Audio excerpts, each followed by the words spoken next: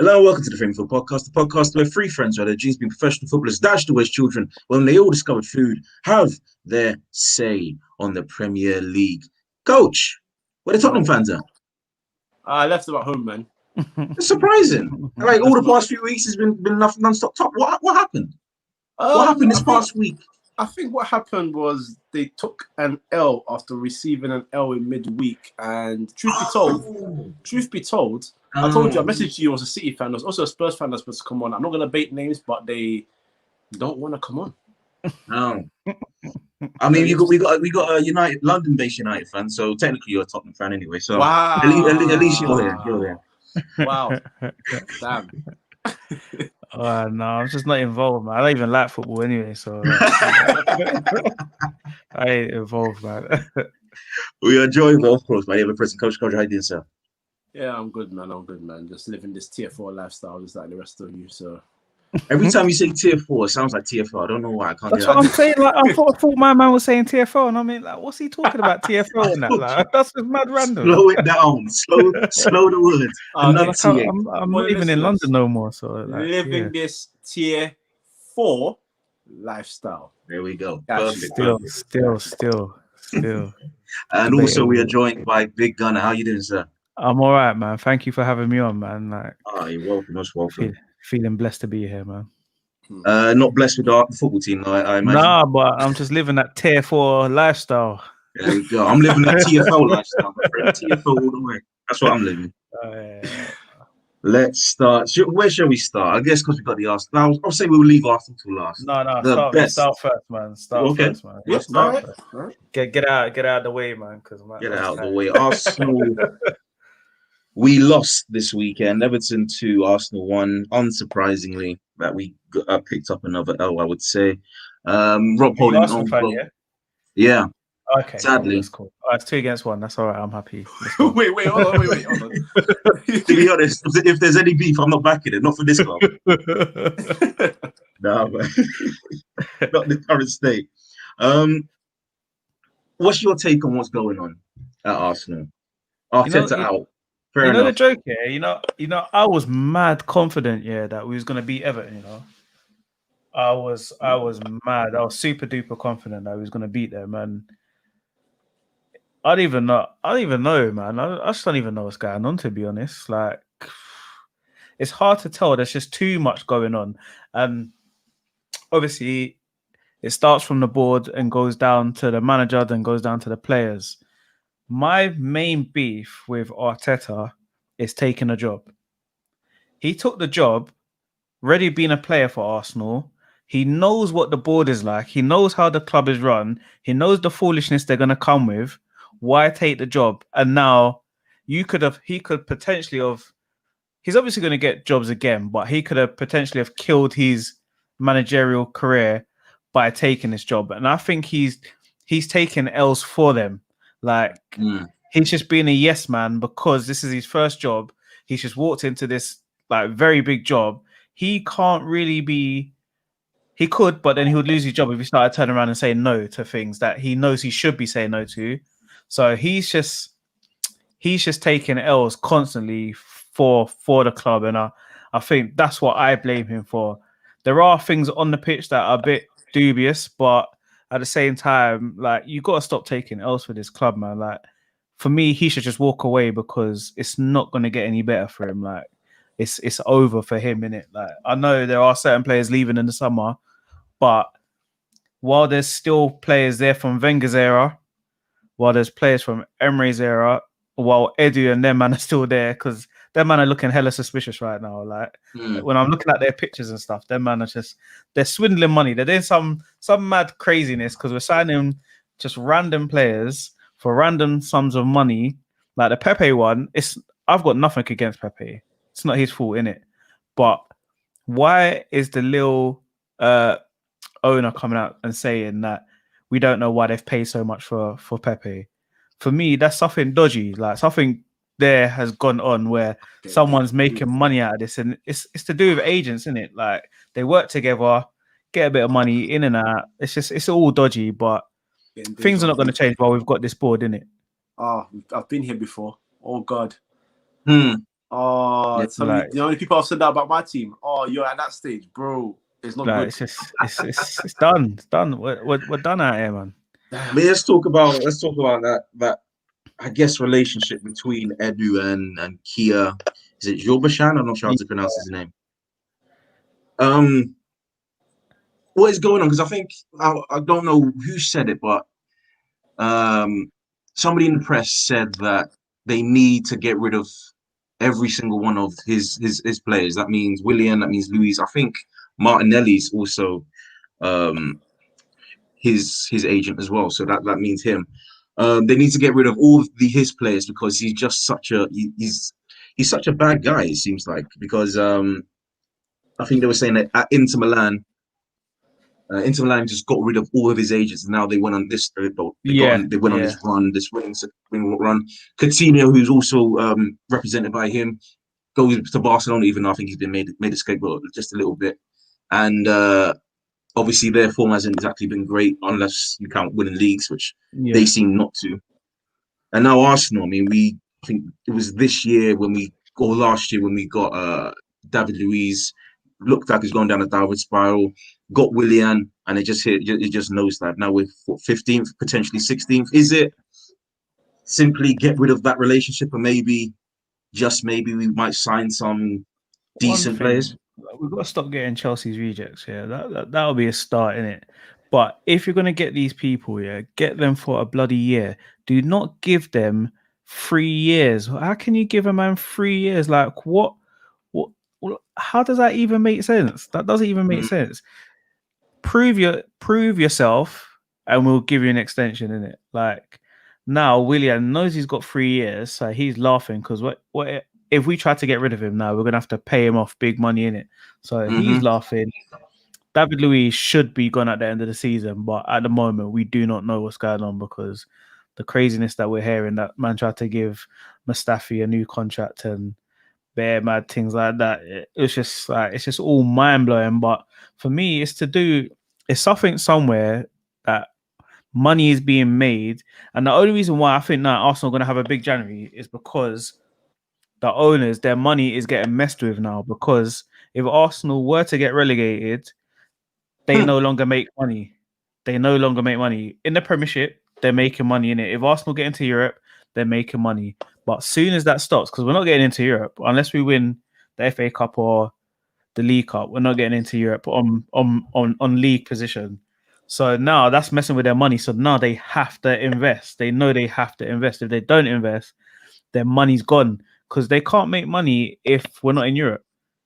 But what does investment look like for you? Because I mean, last season we spent 80 million.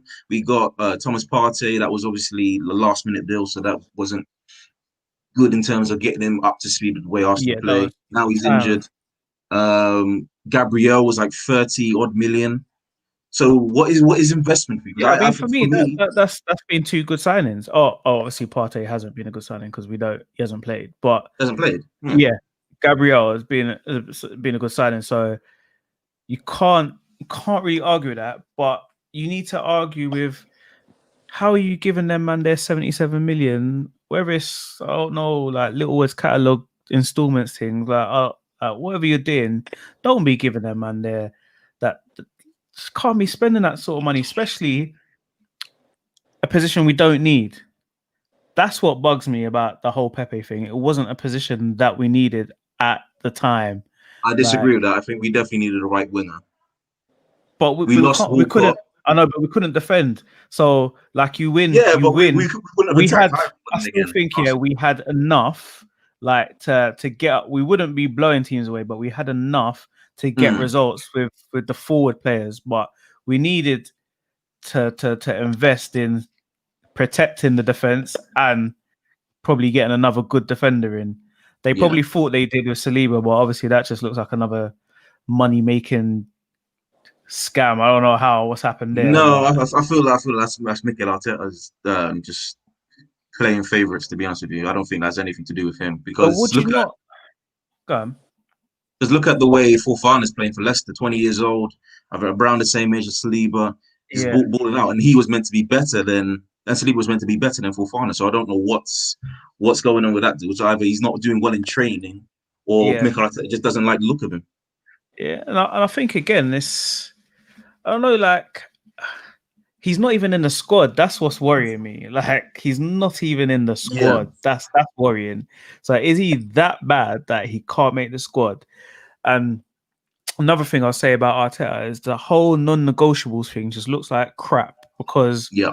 none of them players are negotiating and not doing what he's telling them to do because he's not said that they're about to lose every week. So they're not doing what he's saying. And if you're honestly telling me that El Neni, Shaka, Willock, any of these guys are better than Ozil at football, then slap me right now. If anybody thinks that, like, you can slap me. I'll give you a free slap in it. Like, nobody can tell me, like, regardless of how bad Ozil was playing, none of these guys are better than him. He Like wasn't. we He could. wasn't playing bad though. That's the thing I always disagree with. He wasn't playing bad. That's what don't make no sense. Is that he trusted him up until lockdown, didn't he? Played him in every match.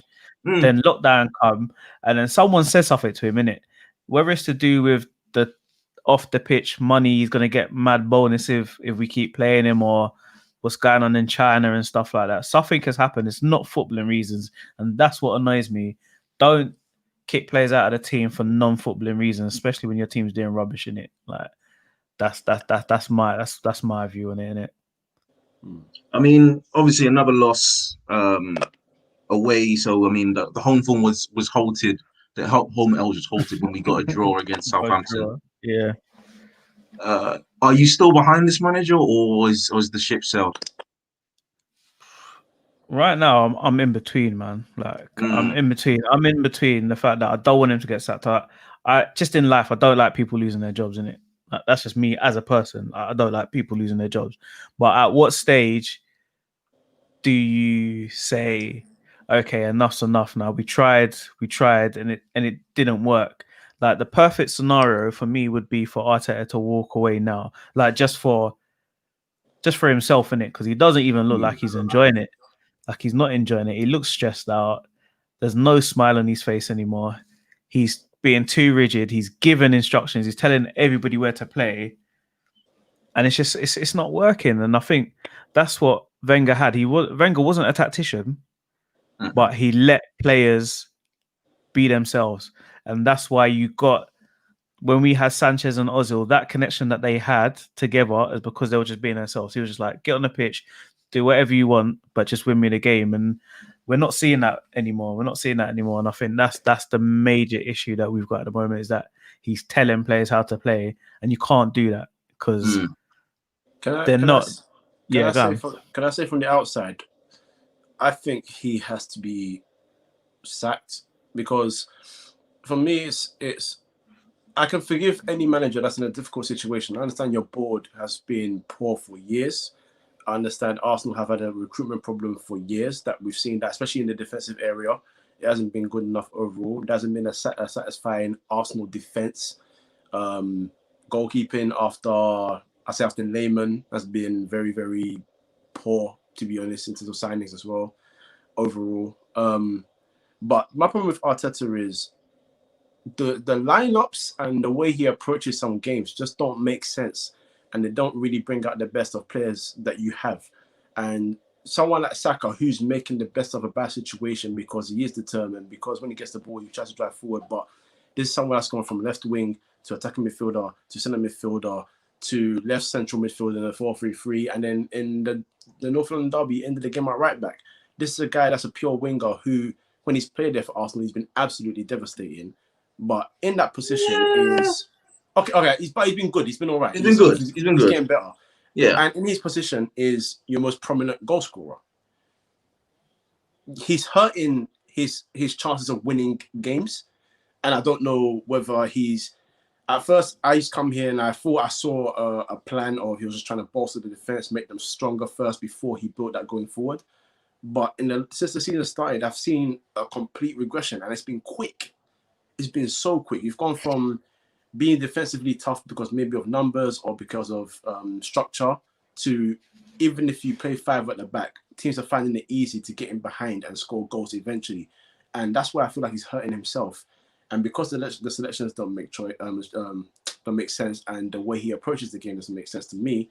I feel like at this point, you guys are talking about saving him. I mean, Man City have literally just taken the lead. The game just started.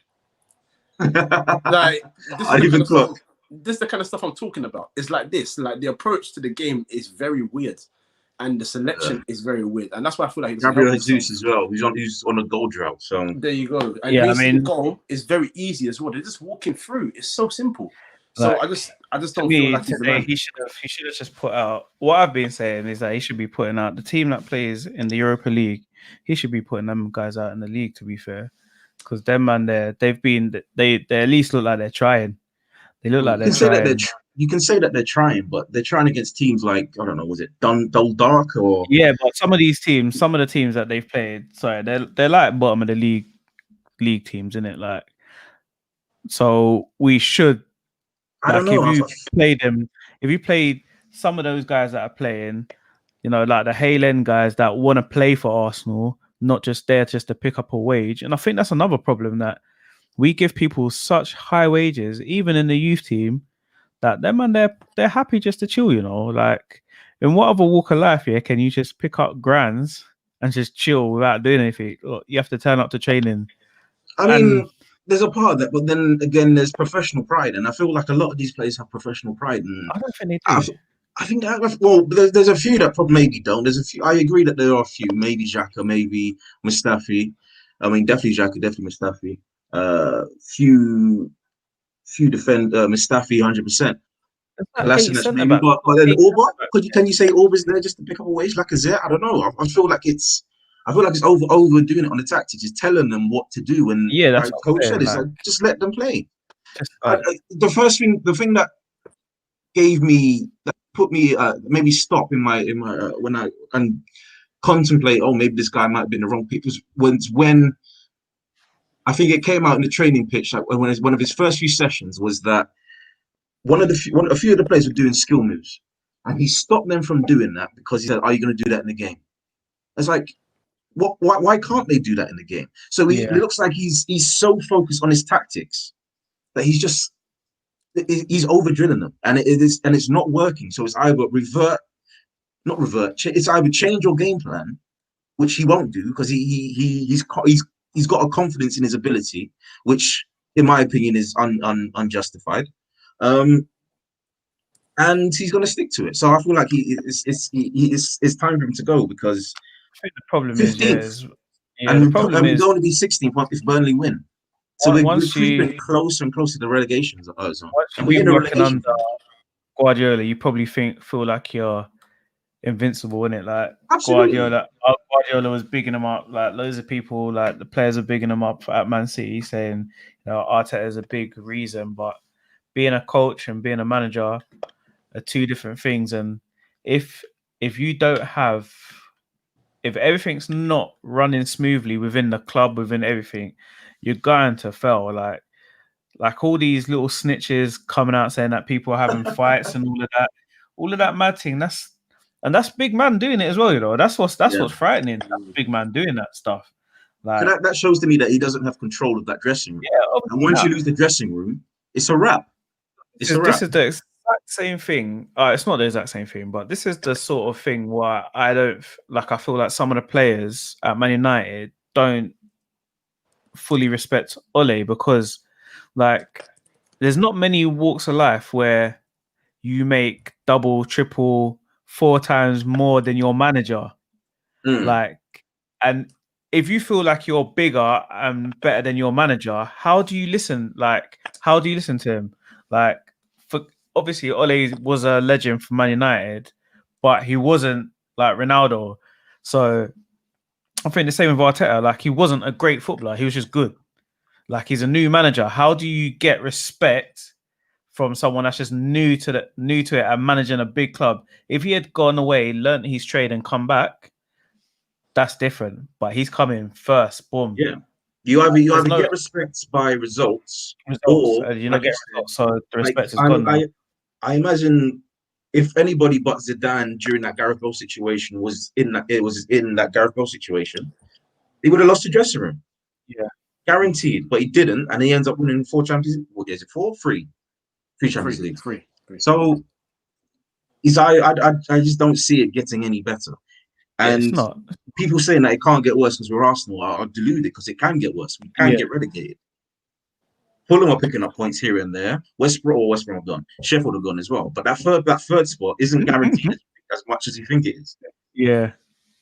So anyway, I feel like we've talked about Arsenal 20 minutes. Let's move on, man. Not just 20 minutes, for like past 5, 10, I don't know, weeks. But shout out to Everton for a good result, by the way. Just what I might put in there. F all the teams that beat Arsenal, and screw them. I don't care about them. Big game, or not big game, big scoreline. Crystal Palace 0, Liverpool 7. Why? Just why? You know what? It looked like at some point Palace just weren't on it anymore.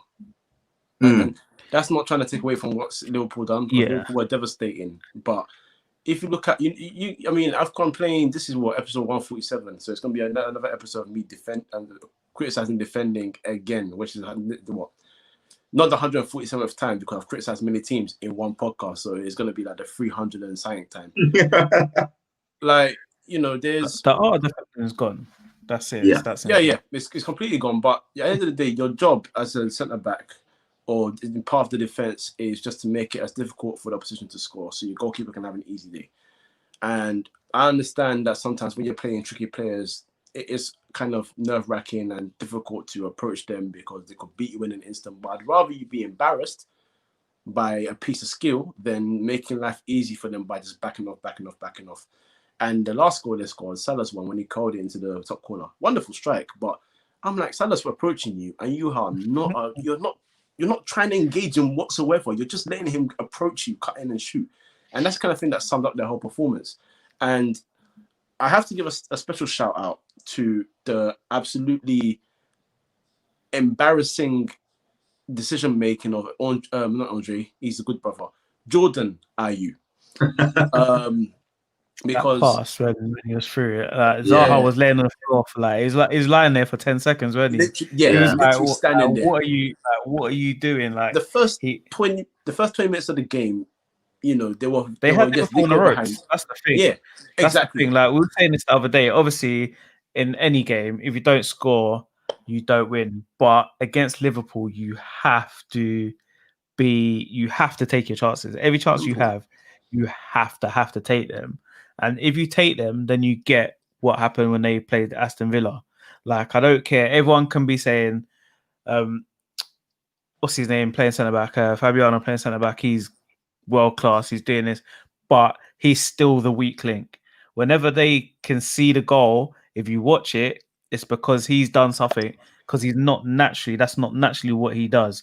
So his positioning and stuff, it tends to come down his side, innit? So that's where you can get at Liverpool. But for me, if you just have to take your chances with them. And like you say, my man got through on goal.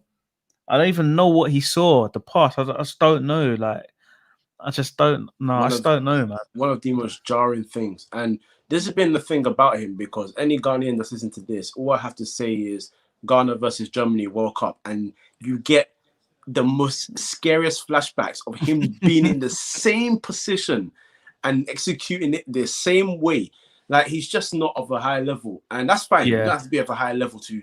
But when you, like you just said, when you're in these kind of games, you need to take your chances well, or at least make the goalkeeper work. That's all we asked for, and he didn't do that. But other than that, it was too easy for Liverpool after that. They got their goal in the first 2 minutes, and after that, playing walking. It's a mixture of Liverpool being great and Crystal Palace being terrible. So when you get that mixture, you get 7-0 in it. If Liverpool are good and Palace are playing all right, it's 3 or 4-0 in it. But literally, I think up until the second half, didn't they score every shot they had, Liverpool? So pretty much, it was just like, you can't deal with that, can you? To be honest. And let's talk about the Salah.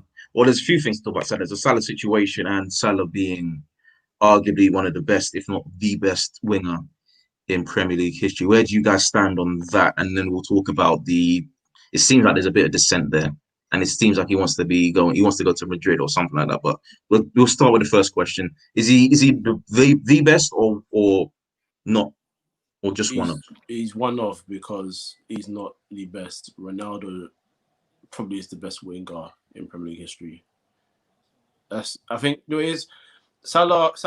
I don't actually have a problem with Salah. I know a lot of people don't really like him because he's not as attractive on the eye. That's the saying. Even though I don't find him unattractive on the ball, I actually think he's quite good to watch. But his numbers are insane.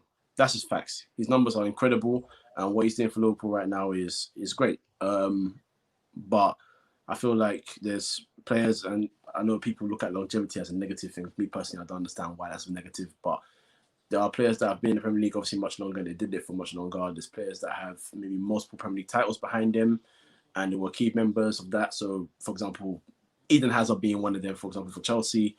My claim is... Who he's clear of, by the way. Oh, yeah. I'm not saying that Hazard's better, but you know what I'm saying. Just making sure. Just making sure. Yeah, I know. Don't worry. But yeah, but there's people that can argue these things, and this is why I don't mind that discussion. But calling him the greatest, I think we jump into that too much. Is that the Van Dijk thing? Me and Cahill were on this podcast highly praising Van Dijk at Southampton. He's gone to Liverpool. He's gone up another level. Second in Ballon d'Or list, but does his 2-3 span overtake Rio? It's just as me out, man. It's just as me out because exactly. I want to get slaughtered, yeah. But go on. I think he's good. That's it. Ooh, listen, why? This gets why.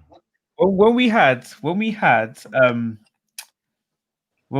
like on my one, we done 10. I'll say on Bobby's one, we done 10 best centre backs in Premiership history. Right. One person picked him in the 10. Oh, we're talking about Van Dijk here, not to Alpha. I can afford yeah. Salah.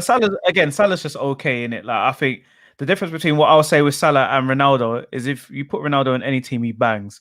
I don't think Salah would do what he does if he wasn't playing under Klopp. I think because his intensity and stuff comes from Klopp. So he would be good, but he wouldn't score the 30s, the 40s he scores. Ooh. He wouldn't score the 30s and the 40s he scores. Interesting. Where Ronaldo, definitely at City he would. I think so. Like I'm saying, with managers that play that certain intensity of football, but if you put him in Man United's team, not saying Man United are a bad team, but if you put him in their team, he doesn't do the same thing. 100%. No, but if you say let's put, for example, Ronaldo in a Ronaldo would bang if he was playing for Burnley. Yeah, to be fair, the aerial prowess, what balls in his exactly that. Exactly that's what I'm saying. He would just go center. It would be like, okay, I'm a centre forward that's not doing nothing. Just put the ball in the box, do them mad whipping crosses from. Them Houghton guys, them guys, them long throw guys, just bang it in the box and I'll be on the end of it. Like that's what he does. And I think we're talking about Premiership Ronaldo here, not Cristiano overall. I think Cristiano now, fair enough. But Ronaldo back then, like Coach just says, brilliant. I'm not saying he wasn't brilliant. I'm just saying he wasn't as brilliant as he became. He leveled up, which was scary. Yeah, he leveled up. Yeah. I disagree. Because don't you think Mane is better than Salah? No. I think Salah gets too much disrespect. That's why I was trying to give him that whole. You know what? Yeah, I had Mane as the best player in the Premiership last season. I thought Salah was the best player in the Premier League last season. I thought he was better than Salah last season. This season, Salah's blown him out the window because he hadn't scored for like 9 games or something this season, innit? Salah scored more goals and more assists. Yeah, that's true. I feel like this is the problem with when it comes down to judging players. It's always are they excellent on the eye, and everybody thinks because Mane is that means Salah isn't. No, that's not. I just personally just thought Mane was just a better footballer, not a better footballer, but he was a better player than him last season. Obviously, this season and the season before, there's not that argument isn't there. But last season, I thought Mane was better than Salah. But I think he scored more important goals. I mean, his goals brought them the most points. I think what people, I feel like I noticed it sometimes last season. I've noticed it a bit more this season. And I think this is what's pissing Mane off, is that my man isn't passing him the ball now. He Like, never did. Yeah. I don't think they I like think each other. They hate I've each always other said that. secretly. I've always said that I don't think they like each other, but I think Mane can put up with Salah, but I don't think Salah can put up with Mane. And I honestly like sometimes you see it, like, oh, what game was it? Was it Crystal Palace? No, it wasn't a Crystal Palace. What was the last game that they played before that where they were a bit sketchy as well before the before the Spurs game? I forgot already. Hold on, I'll get it Was up. it Fulham? Oh, yeah, when they drew. Yeah, Fulham. Yeah. Yeah. When all you have to do is knock the ball to Mane, you know, like they were both through on goal, just roll it to Mane. My man tried to do some mad jazzazzle thing that he likes to do and just messed it up. And you can see in Mane's eyes. And I think that's why Mane reacted like that when he got subbed. Because in the back of his head, he was like, there's more goals in this for me, but you're bringing me off and bringing him on where he's going to score now. And I can see like there's something not quite right. Like you want that in your team. You want your strikers to be competing. So Klopp doesn't have a problem with it. Liverpool fans don't have a problem with it. But from the outsiders, we see it a bit different. So like, oh, that was a bit off there. Then again, that leads into the next question: is there's a bit of dissent where Salah is now. I think there's talk of him wanting to leave Liverpool and go to Real Madrid. I said this 2 years ago. I said if Liverpool win the league after they won the Champions League, if they win the league, Mane or Salah will leave. And I said I feel like there was more chance it would be Salah leaving than Mane, because now Salah's proven that he's that good. Real Madrid need they could do with some that would be a perfect replacement for someone like Bell, wouldn't it? So I could see that happening. And Liverpool can't be mad. He's given them all he could give. He's given them loads in the last couple of years. So I think for both sides, both parties, it will be fair if he did, because they're going to get big money for him, and he's going to get a move. Yeah, he's going to get a move that he deserves, isn't it? So, I mean, I feel like I saw thinking about people saying, "Why would you leave to go to Barcelona or Real Madrid?" But it's like they're just still the pinnacle. Like no matter what they're doing, they're still the pinnacle, isn't it? They are, but you can't look at what they're doing right now, what Liverpool are doing, and think it's moving levels. away now.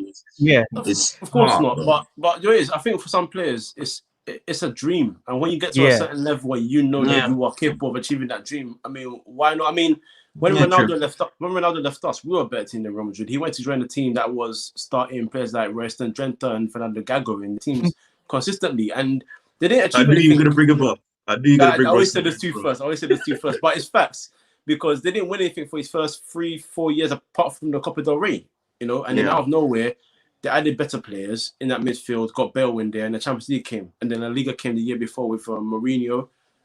So, you know, I guess sometimes it's just what you guys are talking about. You grow up and you talk about those two teams, and in England it's Liverpool and Man United, but you know the juggernauts are Real Madrid and Barcelona. Barcelona, if Messi was to stay, for example, because we still don't know what's happening with that guy, but even the lure of playing with Lionel Messi, having that opportunity to just play with him, even that's enjoyable in itself. And if he was to go to Barcelona, I'm not gonna lie to you, Salah and Messi in the same team sounds like damage. You know I think as well, these players are that good that they probably think they improve that team. So that where they're probably looking at it thinking, okay, they're a bit sketchy at the moment, but if I'm in that team now, this is a next proposition. So true, fair enough. Fair enough. We move on to Southampton 0, Manchester City 1. You've got the goal, Raheem Sterling with a tap in from another Kevin De Bruyne pass. Not much to talk about this game. They kept him quiet, relatively quiet, but it's just one. It's one of those things that's kind of inevitable right now. If he gets that pass in, it's a wrap for some teams. Yeah, I mean that's the football they've been playing from day one, essentially, isn't it? But the thing about Kevin De Bruyne is, Kel says it more than me, because I think Kel just says it. At the end of the day, the lack of closing down on a quality player is just very, very scary. You know, when he goes to that right wing position, you know what's coming. Surely, as a player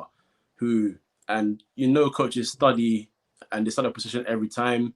They do it in the dressing room. They do it the day before. We've seen it with many clubs. There's video evidence of it. Surely in that position, first thing you got to do is, even if I don't know who's in the box, my role right now is to close this player down so he doesn't have the time to whip in a quality pass. If you give him pressure and he still whips in a quality ball, you've done what you can, in my honest opinion. But the football they've been playing for a while. They've been creating less chances, I think, because they've become a bit too one dynamic with that. I think, if I'm being honest, I feel like they really miss Leroy Sané. I think they miss him, man. The quality. I think Leroy Sané misses Leroy Sané right now, to be honest with you. Well, to be fair, yeah. But the quality that guy brought off the bench for City at times was just devastating. And I never really deeped it till one time when I went to Old Trafford with our other co-host Darren, and he came off the bench and immediately goal. And I was just like, wow, that's quality.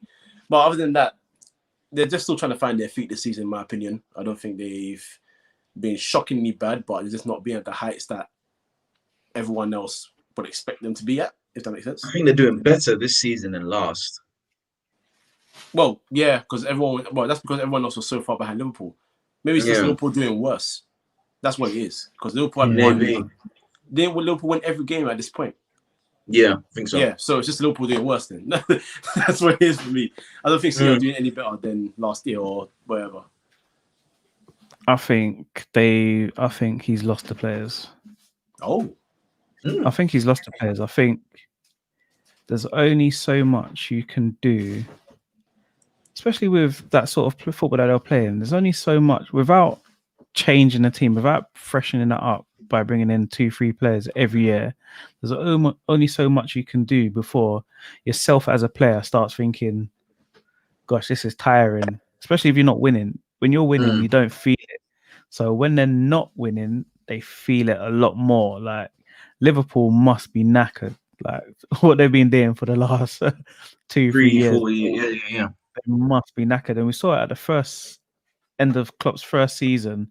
The players looked tired with 5-10 games to go. Like, and you're seeing it again now with them, that they're getting those niggly strains and stuff, because keeping up with that sort of intensity is mad. But yeah, Man City, they've lost there, like you're saying, Leroy Sané and Silva.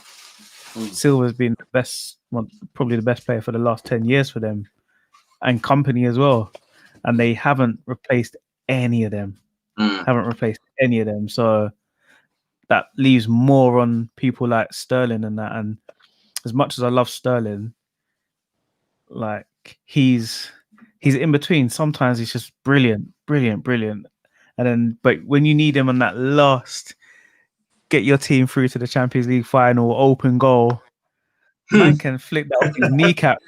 He could just do a madness. Like, he can run through your whole team and score, but then when you need him in that decisive moment, my man's tripping over or balls hit him in the back of his head, just bare crazy stuff. And I think that is a problem for Guardiola. And I think Guardiola is getting found out because he's always got the best team with the most money in the countries that he's managing. So how do we know how good this guy actually is? Because, you know, we could make Man City good, man. Like, we could play Football Manager, scout all them the youngsters and say, yeah, let's get these guys in, and we'd give it a shot. So this is the challenge, though, isn't it? It's he hasn't had to build a team. I mean, I think when he went to Barcelona, he managed Barca B for a bit. So all he had to do was upgrade the youngsters a little bit into the first team, which that's what he done, and then mix them in with the players he had there. But he was poor with the Zlatan signing, as in Zlatan did well at Barca considering his numbers, but he wasn't a fit, and their relationship broke down. Bayern Munich, to be honest, I think they see him not as a failure, but not as a complete success, because they had won the treble. And they had the squad to go and win another Champions League, and he didn't achieve that. Yes, they lost to Barcelona, who went on to win it. They lost to Real Madrid, who went on to win it, but they were also a top side, and the manner of which they lost those games was why they feel like that was a failure, or not so much a success anyway. And at City, you know, we all know that City were building the club for him. We know that.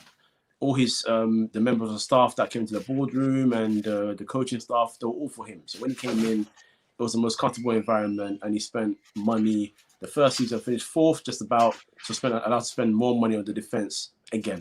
Like we saw these things ourselves. So the building process now is different because Fernandinho's older, Sergio Aguero's older, Kevin De Bruyne is not too far from 30 now. 29. You know, yeah, 29. You know, so it's these things now where it's like, okay, you're losing these other key players. It took you a whole year and a bit to finally buy a replacement for company in Diaz. You have to be a bit more proactive. You have to be a bit more alert in the transfer window, trying to get these things moving. So, has he signed a world-class player? Has he signed a world-class player? I'm trying to think of his signings. Did he sign De Bruyne? No. So what world-class signing has he made? He spent tons of money, and like the fact that we're all here, you're all looking left corner, right corner, my man's looking to the sky. To me, that's the difference, isn't it? Like that's worrying. I'm very You've got unlimited money, and you haven't got a world-class player. You haven't signed a world-class player. It's because I'm very stiff with the world-class term. I know there's a lot of people that come and tell you that. Yeah, I heard that. Riyad Mahrez is world class, which I do not agree with whatsoever. That's but that's because people call him like one of the best players in the league and one of the best players in the world. I look at him, I know he's got fantastic dribbling, but is he?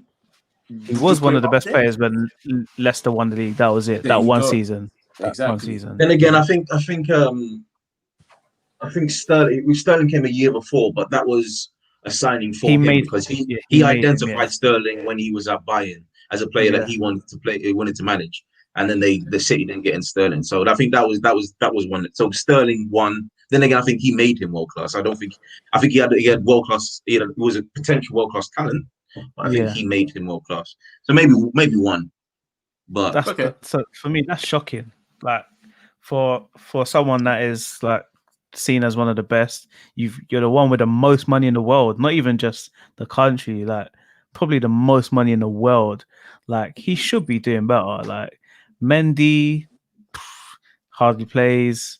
Laporte's just always injured. Stones has just been.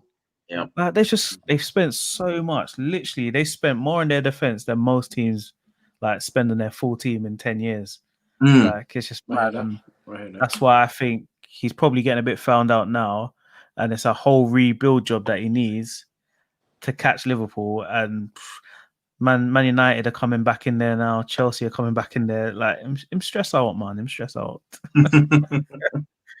Why they're stressed out. We'll move on to how fortunate. Tottenham 0 Leicester City 2. Obviously there's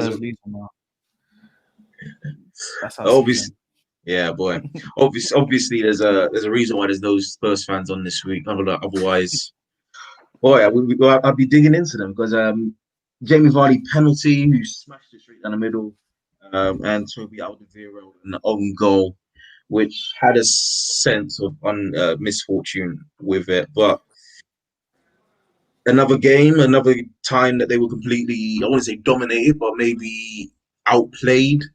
But this time, the team that was up against them took their chances, like Liverpool did last week as well.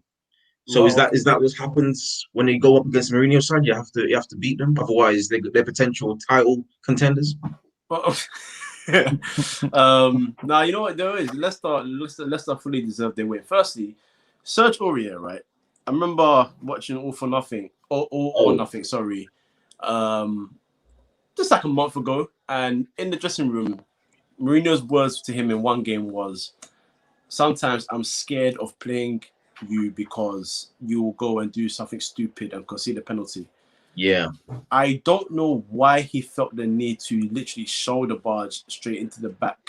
I'm going to pause you there for a second, Coach. Because you remember maybe last week, maybe 2 weeks ago, when it was a certain Field podcast with when Arsenal just lost in the North London derby. Right. And they were saying that Serge Aurier is now better and improved under Mourinho's guidership. He is. I'll tell you why he is, because he doesn't do it every week now. Okay. So is that like no? Let's be honest. Like Aurier used to do something. He used to do at least 1 or 2 stupid things a game. Like whether it would be him just being in some mad position, or him just like you're saying, push someone on the floor. He would do something stupid every game. Yeah. But now he's doing it 1 every 5 games. So that's an improvement. So Okay, I concede. He's not horrible anymore. he won't be there next He's just season. bad. Yeah, he won't be there. They signed Doherty thinking that he would be able to, but Doherty can't play. He can't play in a 4. Yeah. So that's why he's not been playing. But Serge, yeah, man, I'm happy when I see Serge because I was just thinking, boy, this guy's gonna do a Mustafi today. So, but yeah, no, his mistake was horrible, and shout out to Jimmy Vardy for causing havoc because the way he gave Alderweireld hell in that game, I'll call it hell because it was pure hell for Alderweireld. I haven't seen him struggle like that in ages. He just couldn't deal with him. But after they got their second goal, they did what they should have done. They did a Mourinho. There's no need to keep attacking. Kept it short, assertive. And the problem with Tottenham is this. Tottenham fans have been complaining about it this week because it's finally dawned on them that Son and Kane will get you goals, but you cannot always just rely on those two. And any team that's won a title has had goals from everywhere. Fact, end of discussion, so simple. So it won't be just those two players that will get you even close to challenging for the title. You need more. yeah. And Ndombele doesn't score enough. Chelsea doesn't score enough. Bergwijn has been poor so far. Bale, Them man, they're telling us he's brilliant and that. Like, well, because he had a good start and he found some decent level of form, but he hasn't reached any sort of height. When he first joined, they scored goals, innit? Like first couple of games, and that man was doing that celebration. Stevie Wonder, innit? That was the commentary. But no, I feel like his performance against Liverpool was horrendous. And he had 2 chances. And he had the 2 chances to save his performances. Lacazette scored a lovely header as well, by the way. Fantastic. No, I don't care. That's my guy, man. But yeah, no, you need more. Gareth Bale has not found any sort of form, which is now making me feel like, wow, Zidane was completely and 100% right. You know what that is, though. Like I thought Bale was gonna come back and smash this up here, but you know what? I don't think they thought he's going to come back and he's going to be with everybody that loves him in it. So I think that initially thought that was going to give him a boost, yeah. But have you ever been out of doing something for a year and a half or 2 years and just jump and then try to jump in? And the thing is, if this was Spurs 2-3 years ago, where they challenging for the league or whatever, he would be in that team playing every week. Like, but now Spurs are seen as a top team. They can't risk playing someone into form. They can't just have him being a passenger in it. So it could take time, but at the same time, Mourinho might be like, boy, this is 16 games gone now. Like, big man, you're gonna have to start doing something because this is only a loan, innit? Like, we're gonna send you back to Madrid soon. So then again, I don't see why he can't get games because it's not like anybody in that right hand side is pulling up any trees. Because Bergwijn, Lucas Moura, he's not a defender. He's not. I don't think he has the legs for it anymore on the wing. Yeah, you know? that's it. He hasn't got the legs to adapt his game and maybe put him a bit more central somewhere. Because he's still got a shot, of course. He's still wonderfully technical. He can create here and there. He can score goals from distance. So maybe put him in the central role, but then that would require Tottenham changing formation possibly, and I don't think Mourinho is prepared to do that anytime soon. This is why they won't win the league because people they won't win the league because they're Tottenham. That's that. No, they always say that you continue. You can't win the league counter-attacking, but Leicester won it counter-attacking, so you can do it. But I think Chelsea as well. Yeah, I think like you say, you need the goals, man. But if you take Son and Kane out, there's just no goals. Like there's literally no goals. So if them two are having a bad day or a stink or whatever, that's it. Game done. That said, though, I am surprised that Mourinho doesn't like to bring on Carlos Vinicius because he wasn't even on the bench in the last game. Exactly, and you brought him on as obviously a backup to Kane, which is fine because Kane's your main man. But the guy in the last couple of years has had a goal scoring record of 1 and 2. So he's obviously got something about him in terms of finding goals. So why not sometimes change it to a 2 up front? Maybe put Son maybe just behind him. I don't know. Just, you have to mix and match in these games because Mourinho's won titles here before. So that means we know he knows what it takes to win it. But it's what are you doing with this team? Maybe he doesn't believe in some of the players that they've signed. And that's still a problem. I don't know. I don't know, but they damn well deserve to lose that game. There's no discussion about that. And he said they played well. And he said they played well. I don't think they played well at all, to be honest. In his head, That's straight from the book of Mikel Arteta. We dominated, but we still managed to lose. Listen, no, I think he got that. I think he got that off Mourinho, because when Mourinho came out and was like, "We played better than Liverpool," and that, I was like, "Whoa!" But in his head, they did play better, because I always said that these two, they set out their tactics, and I think they both executed their tactics exactly how they wanted to execute them. It's just that Bergwijn didn't score. Kane didn't score. No, Kane didn't score. I think they had. I think Tottenham. If Tottenham won that game, we're talking about Mourinho masterclass here. But they always talk about it. They always talk about it. They said the masterclass when we played Spurs last year. That was nonsense. And Kolasinac gave them the ball to score 2 goals, and that they were like, that was a masterclass. That wasn't a masterclass. That was just us being bad. The way Son scored and the chances Harry Kane and Bergwijn had. They were big. They were big chances. They were bigger chances than what Liverpool had. So I think if they score those goals, because it would have been a rout. If it would have been like 4-1, 4-2. Yeah. So I think it would have been a masterclass. But Son's goal wasn't even a chance. That wasn't a chance. That is a chance. Because he done it though. Like I'm saying, if that was any other player, probably Mane and Salah. But most other players would have even got there. They would have. I mean, like in terms of that's Son's excellent. It was a good pass. I know, but most other strikers wouldn't have got away from the defense. Is what I'm trying to say, basically. So I think I'm saying that's more to do with the excellence of Son than anything else. That's just the way I see it. Like, I mean, personally, he's not getting away. But that's true. He's slower. That's true. He's running backwards. That's a pass backwards, mate. Yeah, he's slower, but I mean, you to the fair point you made earlier was you're talking about Fabinho and goals coming or opportunities coming from his side, and Son's goal came from his side.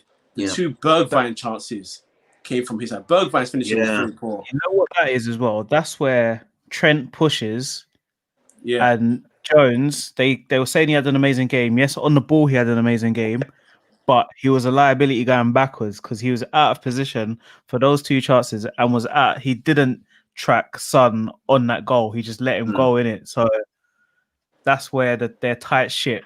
That's where you could get at them at the moment because Jones is still young. He hasn't quite got into how Klopp does his thing. And I think that's how you could get at them. But no one ain't getting at them realistically for now, but. Fair enough. We'll move on. Manchester United 6, Leeds United 2. Scott McTominay living up to the nickname Scott McSauce for the first time ever, because those goals are unbelievable. Black Muffin, bro. Black Muffin. They were awesome. The finish for the first one. Yeah, the finish on the first one. The second one was cold, man. I can't lie to you. I didn't even celebrate those goals. I literally sat in my front of the TV like this.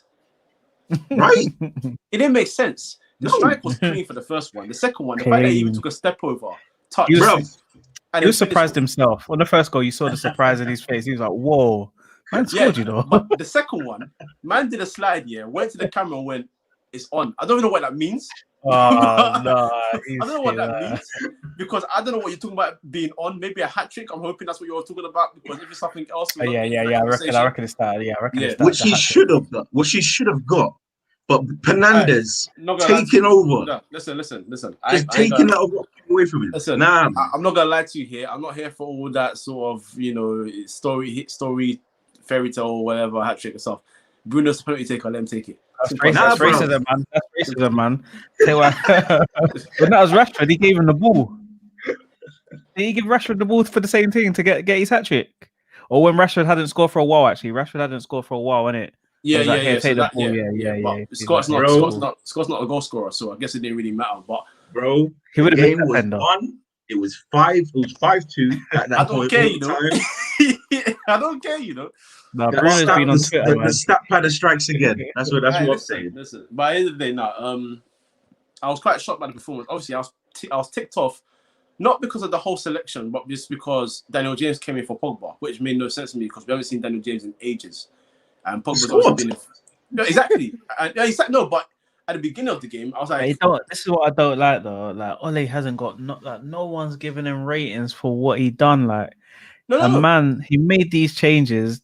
All the changes worked, and a man is still saying, "Why is Pogba not playing?" Like at the end of the game, like why are you still going after him? Let me land. Let me land. But I just want to know the rest of your fans why are going for them. Like, because the guy's on 4 minutes, so I can understand why they were asking that question, and it makes sense. But and I was saying at the beginning because, like we said, we ain't seen Daniel James. Pardon? Last game, 2 games and that. That's form. He's been out. He was injured before, wasn't he? Yeah, he was injured. He had COVID. Obviously, took him time to get into form. But COVID. Yeah. Pogba had COVID. Yeah. I didn't know that. So I let him off. Yeah, so obviously he came into form, but when he got dropped for Daniel James, my only issue with Daniel James was I haven't seen you. Like no one's seen you. So where has this come from? You know what I mean? Yeah, COVID still. Yeah, well, but he comes in, and obviously he's done his thing very well. He scored a goal. He pressed well. Obviously, his speed was a factor in that as well. So the tactics worked, and this is the first time as well that we've seen Scott McTominay actually do box to box properly because he's done that at a younger level. So that was naturally his game. And if you go back and watch some of his highlights as a young player, he was actually scoring goals a lot more than you've ever seen him do before. So when he was doing it in this game, I was shocked. By the end of the game, I was like, "See, you had this in your locker. So why have you stopped doing it? Is it a tactical thing? I don't know. Whatever." I know about them ones. That's just a fluke, man. It's like when Flamini scored 2 in one game one time. I remember that. Just a fluke thing. It's a deserved win. Everyone played well. I can't complain about anyone's performances. The tactic worked. The selection worked. Leeds scored one terrific goal. I would say at the end, the last one. The only thing I can complain about is why is Fred marking Liam Cooper? That's a mismatch of all mismatches.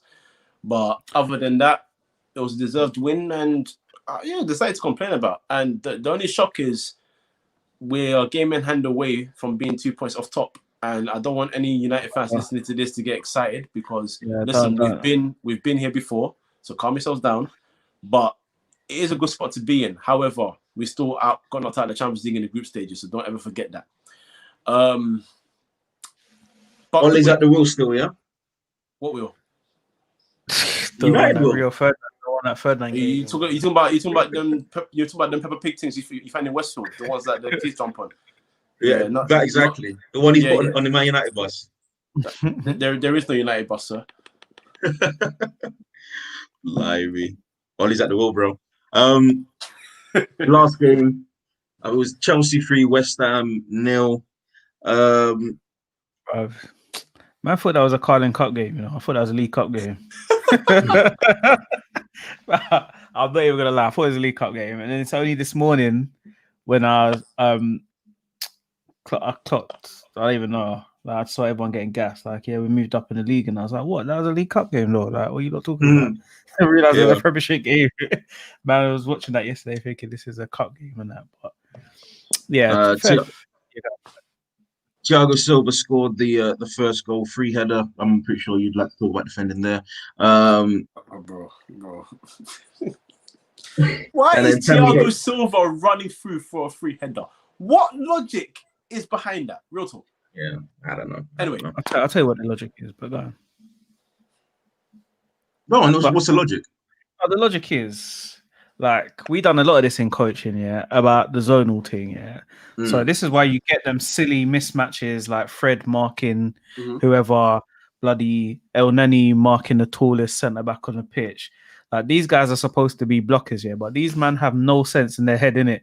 So when they're blocking, they're putting hands on people's faces, putting their fingers up noses, doing bare madness. And like, zonal can work if your team are drilled and they've got sense in it, but most players don't have no sense anymore, so it doesn't work. And I think the reason why so many people are persevering with zonal is because they don't want to blame anyone. Like, if you go man for man, if you lose your man, okay, it was his fault. He's the one to blame in it. But also as well, a lot of these teams now, they're not built like they were back in the day. So like, a lot of these teams are small in it. Like, I was preying it, like, against Burnley, we only had 2 people that were like that could actually head a ball, and that was our 2 centre backs. So if they've got 4 or 5 people to mark, and you've only got 2 people that can actually head. Mm. You can't do man to man in it, but Yeah. when you do zonal, you get Aubameyang scoring own goals. It's like you just get bare. Just yesterday's one was just so bad. It was so bad. Like I just don't. Bro, Like, he just. bro. Oh I'm no, happy. man. I'm happy you said that. This is why because I do obviously I coach as well, and I've never in my life coached zonal marking because I hate it. Yeah, because you can't because most people are not smart enough to do it, so you can't do it. So if I can coach a player how to position themselves, go wide, goal side, and use if you're shorter than someone unfortunately of a mismatch, learn how to use your body instead to maybe unbalance them or something. I'd rather teach that and then you go man to man because zonal is very reckless. Like you said, if your players don't have common sense, you have loads of players running into your box freely. Mm-hmm. And having the freedom. Burnley took advantage of it against who did they just beat? Wolves. Very simple. The central free kick whipped out wide. Ben Mee is by himself at the other side of the box, so he heads it back freely. And you've got Ashley Barnes by himself, waiting for anything to happen. Deflection, force it and bang, goal. It's that kind of stuff. You're not helping yourself in that situation. You have to man mark, in my opinion. It doesn't work for marking. And zonal marking has got even less effective since VAR has come in as well. Exactly. Because now you can't even cheat. You can't even pull a man's shirt. You can't do none of that. So it just doesn't make sense. Like Elneny was so lucky not to get sent off against Burnley as well. Because my man, I don't even know what he was doing. Like just on a system, I don't know. Like that man forget that there's cameras everywhere. Like they just forgetting it.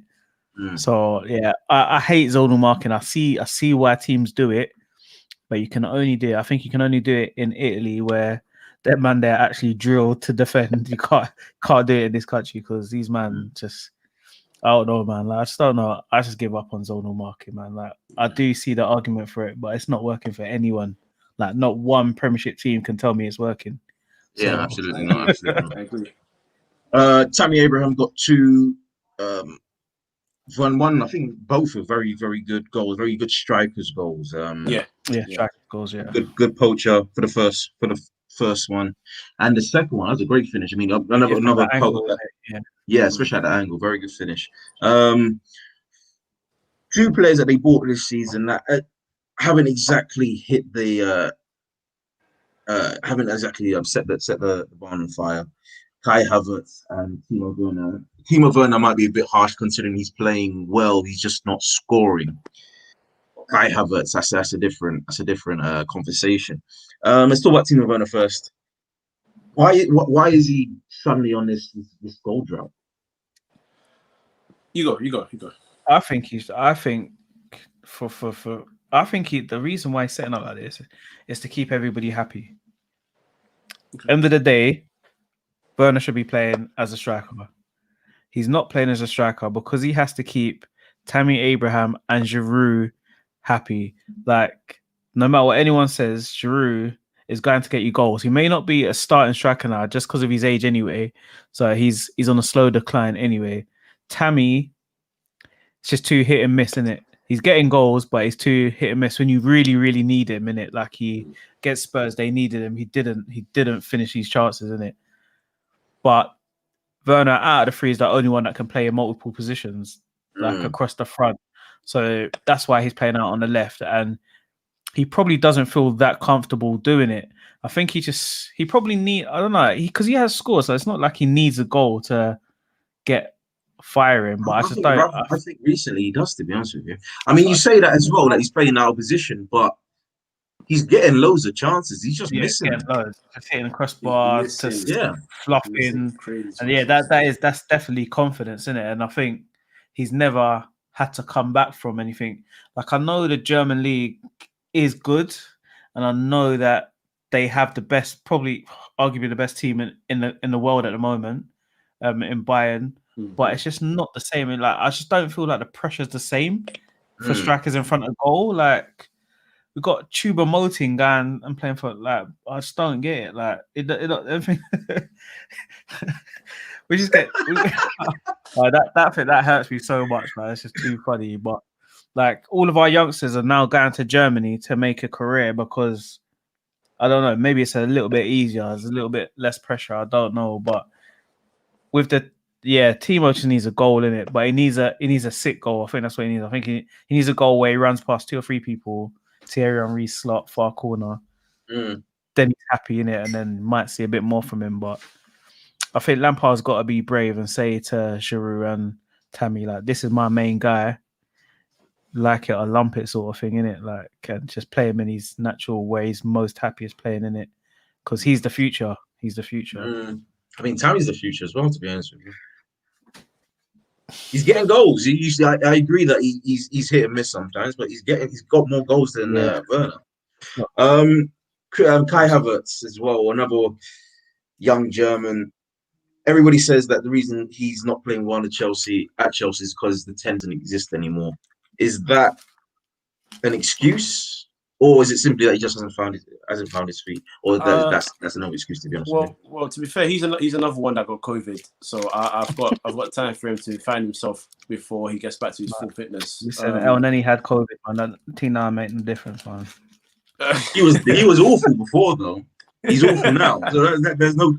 Kai Havertz was good in Germany, so I think that does make a slight difference. There is Levels. Havertz didn't even play too much of a 10 role of Leverkusen, but it was the role that he played in terms of almost being like a 10. Like out of the midfield 3 that they would play, he would be the one that would be most advanced. He'd run beyond the striker enough times. He's mostly like Dele Alli, right? Yeah, he's a central player. Like he has no business on the wing. And the same way he's suffering is the same way Mason Mount was suffering earlier in the season, where he was put on the left for some reason. When you put players in their position to thrive, they will thrive. But he's being sacrificed because Lampard would rather have Mount or Kovacic in that middle next to Kanté, and if Jorginho plays, Jorginho. So he's the one that's being put in a position. But then the difficulty is when Ziyech is fit, where does he fit in? So I don't know if there's a win-win for him right now. I think Lampard needs to be a bit more flexible.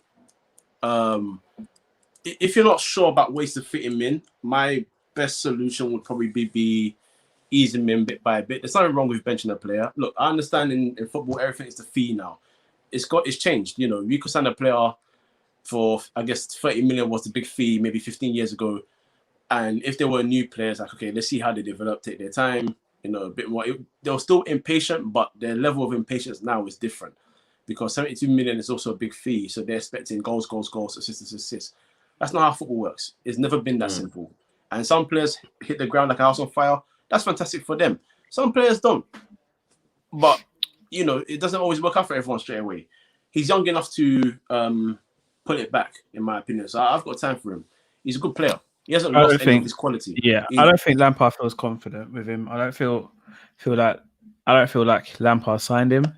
I don't feel like he's there for Lampard. I think these players that have been brought in, I think they're being brought in for what's coming after Frank. I think Frank's only been brought in for 2-3 years. Listen, steady the ship. We've got someone else that we want to come in, but we can't get him right now. So please just steady the ship for us. Frank done amazing last year. Like, no one can knock what he done last year. He didn't expect it. It worked in his favor that he couldn't sign any players because he was able to play players that probably wouldn't have played if he was able to bring in players. So like playing like all the youngsters and stuff. Reece James, Mason Mount. Yeah, it was all because he couldn't sign any players, so they had to play, sort of thing. So I think that worked in their favor. But I don't know, like, if someone costs that much money, you would be playing them, man. Like, I know, like Koji says, it's just inflation, bear mad. There's just politics as to why someone would cost that much money, and it's not the player's fault either. Like he never woke up in the morning and said, "I want to cost £72 million" or whatever, did he? So you got to have a little bit of and he's young, like Koji says, he's got more than enough time to bring it back in it. But I think Lampard has in his head what made the teams that he played in successful, and I'm wondering if he's trying to sort of emulate those sort of teams. And I can't see at the moment who Havertz would imitate from the teams that Lampard played in, if that makes sense. I think he could not be a Lampard, but in terms of a goal threat from midfield, he carries the biggest goal threat because he has a proven goal scorer record from midfield. Yeah. So he's the only one. Mount is someone that I feel like should score loads of goals. He should. Like, yeah, I feel like Mount is. I think Mount is Lampard's replacement. I feel like that was. I feel like that's what Lampard thinks, though, because I don't, like you said, I don't think Mount starts anywhere else other than in a Lampard Chelsea. I don't think he starts in a Chelsea without Lampard. It's like, no, but things got the same thing though, because remember, like with Southgate, where Grealish was man of the match, and then my man's talking about Mount. Like, why are you talking? Like, we asked you, like, you were asked about Grealish, and then you started talking about, when Mount came on, he can take the ball both ways, like, he injected a bit of this into the game, and there's obviously something that everybody loves about this Mount, whether it's what they see in training or whatever. There's something that they love about Mount in it, and like you're saying, probably Arsenal because we ain't got no players, but any of the top 6 or so, I don't know. Like, I can't see him getting in any of those teams, to be honest. Yeah, absolutely. Yeah. Anyway, I think that's the Premier League. All the big guys wrapped up. We must end now. So, Big Gunner, where can they find you? Yeah, so I'm the Away Day Show on Twitter and Instagram, and I'm Big Gunner on YouTube, man. And guys, thank you so much for inviting me on. And everybody that's watching, please like and subscribe to these guys because they've got the football knowledge. No lies here, what they talk. So, guys, follow these guys. Love them. I love it. I was saying to you because you invited me onto your show literally yesterday as well. Yesterday, yeah. And we spoke about greatest Premier League 11, had a nice debate about players and why Eden Hazard should not be in the Premier League 11. So put that in there. But who was there over him? That wasn't my decision, man. It wasn't his decision. So Prime Chelsea fan, he put Henry on the left, didn't it? Because there's no rule. It was forwards. No, there's no rule. It wasn't like it has to be there wasn't no. It's just forwards. Yeah, it's just forwards. So you just dash him on the left side anyway, because you want Terry in there, and then he wanted Ghana to struggle with strikers because there's so many you could put in there, innit? And then last second he gave him back Henry. So I put Drogba in there, and then at the last minute he changed his mind and was like, "No, you can have Henry as the striker, so I can bring someone else in." And then we're thinking he's bringing in someone good, and then my man says Hazard. There you go. I knew he was gonna do it as well. I knew he was gonna do it. I was half in between him and Giggs in it, but he went Hazard. So fair. Should have put Perez in there. Anyway, yeah, Kojo. I'm not gonna lie, Kojo. There you go, man. That's why we're friends. Anyway, Coach, where can they find us? You can find us obviously right here on YouTube at 3inMidfield Podcast. You can find us on Twitter, 3inMidfield, and you can find us on Spotify, SoundCloud, and Apple Podcasts, 3inMidfield Podcast. This has been another episode of the 3inMidfield Podcast. Good night.